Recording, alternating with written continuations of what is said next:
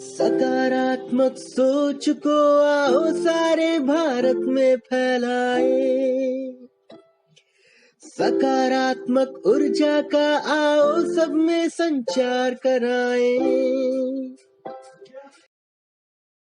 वंदे मातरम।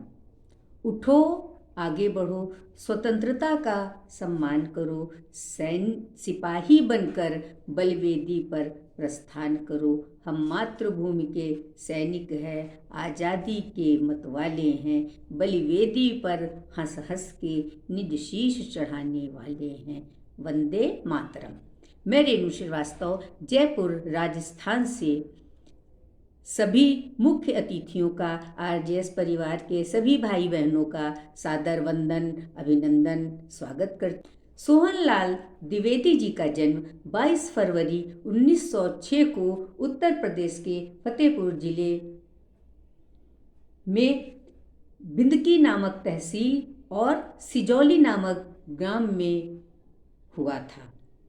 उनकी माता सारवित और पिता पंडित बिंदा प्रसाद द्विवेदी एक कर्मठ कान्यकुब्ज ब्राह्मण थे। सोहनलाल द्विवेदी जी की शिक्षा, हाई स्कूल की शिक्षा फतेहपुर में हुई थी तथा एमए संस्कृत का अध्ययन उच्च शिक्षा हिंदू विश्वविद्यालय वाराणसी में किया था। द्विवेदी जी हिंदी काव्य जगत की अमूल्य निधि थे। हिंदी के प्रसिद्ध कवि भी थे। उनको राष्ट्र कवि की उपाधि से सुशोभित किया गया था। प्रसिद्ध कवि थे, उनको राष्ट्र कवि की उपाधि से सुशोभित किया गया था। 1969 में भारत सरकार ने उन्हें पद्मश्री की उपाधि से सम्मानित किया था। द्विवेदी जी ने गांधीवाद के भाव तत्व को वाणी देने का सार्थक प्रयास किया तथा अहिंसात्मक क्रांति के विद्रोह व सुधारवाद को अत्यंत सरल, सबल और सफल ढंग से काव्य बनाकर जन साहित्य बनाने के लिए उसे मर्म स्पर्शी और मनोरम बना दिया।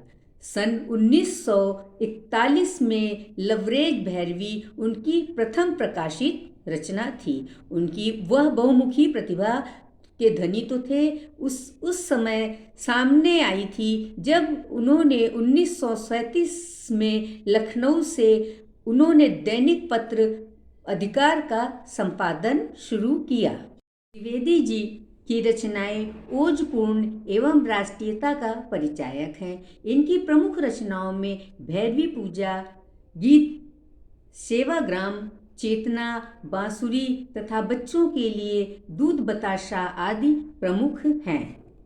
गांधी जी ने भारतीय स्वतंत्रता संग्राम के अहिंसात्मक आंदोलन का सफल और कुशल नेतृत्व किया। द्विवेदी जी ने अपने अनेक कविताओं के माध्यम से गांधी जी के प्रति अनेक श्रद्धा तथा पूर्ण उदार अभिव्यक्ति किए। दिनांक 1 मार्च 1988 को राष्ट्रकवि सोहनलाल द्विवेदी चिरनिद्रा में लीन हो गए। अब मैं अपनी वाणी को यहीं विराम देते हुए सभी मुख्य अतिथियों, आरजेएस परिवार के सभी भाई बहनों और मैं अपनी तरफ से रेणु श्रीवास्तव, जयपुर राजस्थान से सोहनलाल द्विवेदी जी को शत शत नमन करते हुए श्रद्धा सुमन अर्पण करती हूँ। जय हिंद, जय भारत।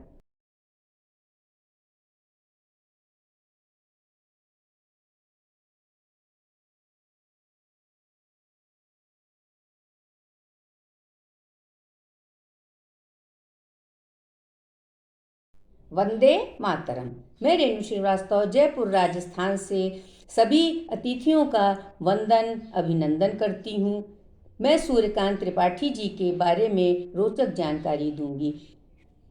आई याद बिछुड़न से मिलन की वह मधुर बात, आई याद बिछुड़न से मिलन की वह मधुर बात, आई याद चांदनी की धुली हुई आधी रात। पंडित सूर्यकांत त्रिपाठी जी निराला का जन्म पश्चिम बंगाल के जिला मिदनापुर गांव में 21 फरवरी 1899 में हुआ था। पिताजी का नाम पंडित राम सहाय था, जो मूल रूप से जिला उन्नाव के निवासी थे और पश्चिम बंगाल में सिपाही की नौकरी किया करते थे। निराला जी की 3 वर्ष की अवस्था में उनकी माता का देहांत हो गया। उनकी प्रारंभिक शिक्षा बंगाली माध्यम से हुई थी। यहीं से हाई स्कूल परीक्षा पास की। कुछ समय बाद पैतृक मूल रूप से निवास उन्नाव वापस आ गए। 15 वर्ष की अल्पायु में निराला जी का विवाह मनोहरा देवी से हो गया। पत्नी की प्रेरणा से निराला जी कविताएं हिंदी लिखने लगे। लेकिन 20 वर्ष की अल्पायु में उनकी पत्नी की मृत्यु हो गई। पंडित सूर्यकांत त्रिपाठी निराला हिंदी साहित्य के छायावाद के 4 प्रमुख स्तंभों में से थे। एक स्तंभ में वह लेखक, कहानी कलाकार, कवि, उपन्यासकार, निबंध एवं संपादक थे, परंतु वह अपनी कविताओं के कारण अत्यंत लोकप्रिय एवं सर्वप्रथम उन्होंने कोलकाता के प्रकाशित समन्वय का संपादन किया। इसके पश्चात उनकी नियुक्ति लखनऊ गंगा पुस्तक माला में हुई। कार्यालय में हुई। 1940 तक वह लखनऊ में लगातार यहाँ रह कर निराला जी ने लेखन का कार्य किया। उनकी कविताओं में विषयों की विविधता और नवीन प्रयोगों की बहुलता है। उन्होंने अपनी रचनाओं में खड़ी बोली की प्रधानता दी है।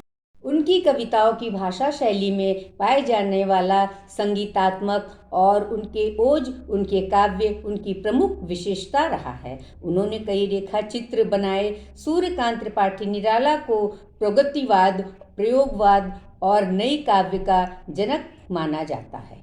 निराला जी को उनके मरणोपरांत भारत का प्रतिष्ठित सम्मान पद्म भूषण से सम्मानित किया गया। निराला जी के जीवन का अंतिम समय अस्वस्थता के कारण वो प्रयागराज के दारागंज नामक मोहल्ले में एक छोटे से कमरे में उनका बीता अंतिम समय। इसी कमरे में 15 अक्टूबर 1961 में कवि निराला जी का शरीर शांत हो गया। अब मैं अपनी वाणी को विराम देते हुए आरजेएस परिवार के सभी सदस्यों, मुख्य अतिथियों और मैं रेणु श्रीवास्तव अपनी तरफ से उनको श्रद्धा सुमन अर्पण करती हूँ, शत शत नमन करती हूँ। जय हिंद, जय भारत।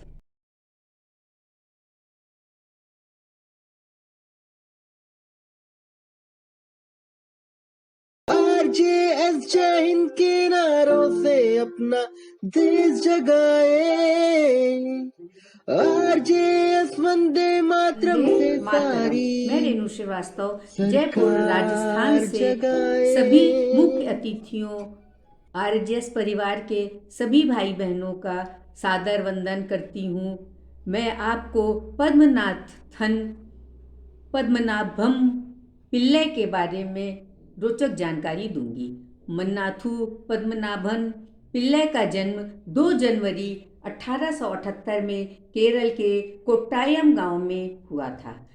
ये पेशे से समाज सुधारक, शिक्षक, वकील एवं राजनीतिक थे।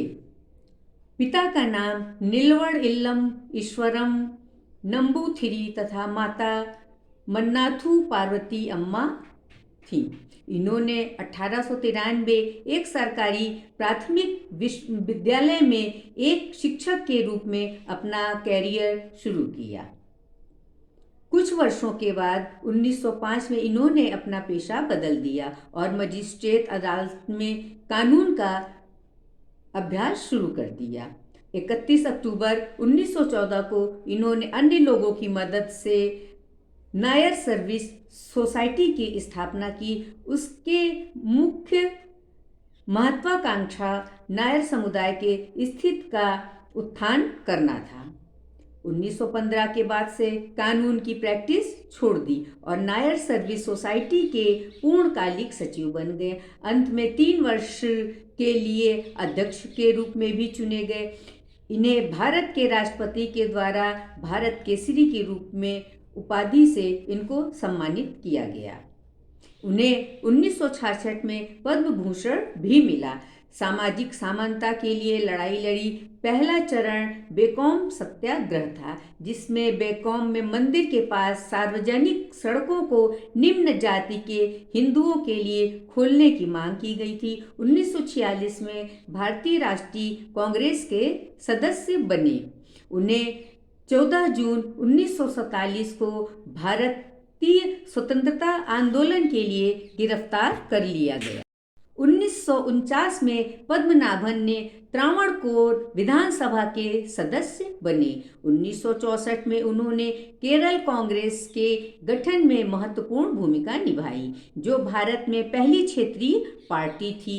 पद्मनाभन का 92 वर्ष की आयु में 25 फरवरी 1970 को आयु संबंधी जटिलताओं के कारण उनका निधन हो गया।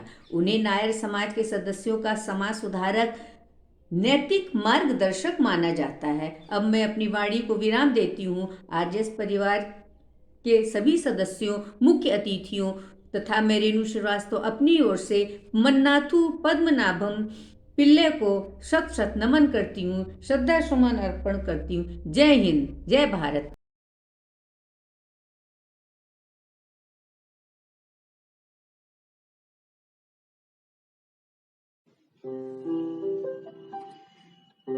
सकारात्मक सोच को आओ सारे भारत में फैलाए, सकारात्मक ऊर्जा का आओ सब में संचार कराए। नमन करती हूँ। मैं आपको ललिता पवार जी के बारे में रोचक जानकारी दूंगी। ललिता पवार हिंदी फिल्म की एक सफल अभिनेत्री थी। इनका जन्म 18 अप्रैल 1916 को नासिक जिले में हुआ था। इनका वास्तविक नाम अंबा लक्ष्मणराव शागुन था। इनके पिता का नाम लक्ष्मणराव शागुन था। ललिता ने फिल्मी कैरियर की शुरुआत बाल कलाकार के रूप में की थी। ललिता ने टाकी फिल्मों में भी कई मुख्य भूमिका निभाई थी, जैसे राजकुमारी, हिम्मते ए मर्द और दुनिया क्या है। आज हम बात करेंगे कई फिल्मों में वह सख्त माँ और सख्त सास का अभिनय भी करती रहीं, उसका किरदार निभाती रहीं। पॉपुलरिटी बटोरने वाली एक्ट्रेस ललिता पवार की किसी भी परिचय की मोहताज नहीं है, क्योंकि उन्होंने कई दशकों तक हिंदी फिल्मों में सिनेमा को अपने बेजोड़ अदा से सजाया है। वैसे तो ये फिल्मी दुनिया में मुख्य हीरोइन की भूमिका निभाना चाहती थी, लेकिन उनका यह सपना अधूरा रह गया। दरअसल 1942 में रिलीज हुई फिल्म जंग में आज़ादी के शूटिंग के दौरान को स्टार भगवान दादा को सीन की शूटिंग करते समय ललिता को एक थप्पड़ मारना था, जिससे उनके कारण का पर्दा फट गया और आंख खराब हो गई। बताया जाता है कि सही समय पर इलाज न मिलने के कारण ललिता पवार जी की एक आंख हमेशा के लिए डैमेज हो गई। साथ ही चोट के कारण शरीर के एक हिस्से को लकवा भी मार गया। इतना सब होने के बाद ललिता पवार ने कभी हार नहीं मानी और कैरेक्टर रोल को स्वीकार किया। रामानंद सागर की एपिक धारावाहिक रामायण में ललिता पवार ने मंथरा का जो रोल निभाया था, उसे आज भी याद किया जाता है। 1990 में जबड़े का कैंसर हो गया। इलाज के लिए वह पुणे गई। पुणे में उनका निधन हो गया। 24 फरवरी 1998 को पुणे में उनका निधन हो गया। उस समय ललिता पवार की आयु मात्र 82 वर्ष की थी। अब मैं अपनी वाणी को विराम देती हूँ। सभी मुख्य अतिथियों, आरजेएस के सदस्यों के सभी भाई बहनों और मैं रेणु श्रीवास्तव अपनी तरफ से ललिता पवार जी को शत शत नमन करते हुए श्रद्धा सुमन अर्पण करती हूँ। जय हिंद, जय भारत, वंदे मातरम।